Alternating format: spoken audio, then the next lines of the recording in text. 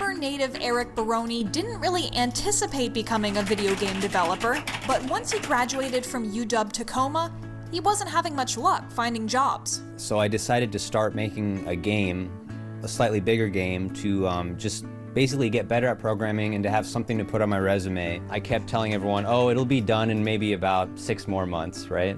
4.5 years later, that game turned into something a little bigger than a resume builder. It kind of like organically kept growing and growing and growing into this big game that in 2016 I finally was able to release as Stardew Valley. He created the entire game by himself. That means all the music, all the art, all the programming, all the writing, all the game design. For a video game, that's incredible. I remember saying, like, I would be happy if the game sold 10,000 copies. 10,000 copies? Try 10 million.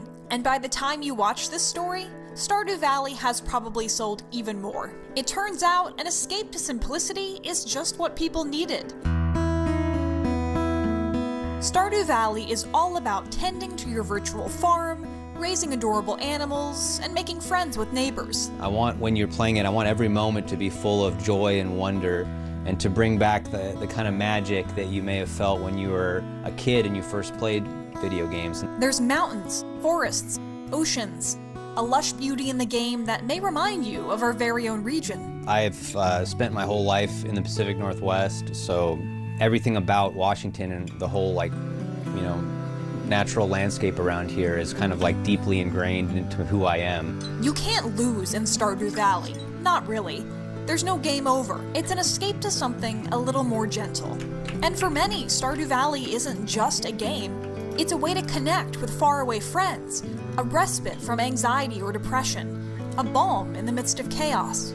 What really is like makes me feel good, makes me feel like my life has been like totally worthwhile is the fact that Stardew Valley has brought so much like joy and happiness to people, that my, you know, just little game has brought a lot of positivity to the world. It feels really good.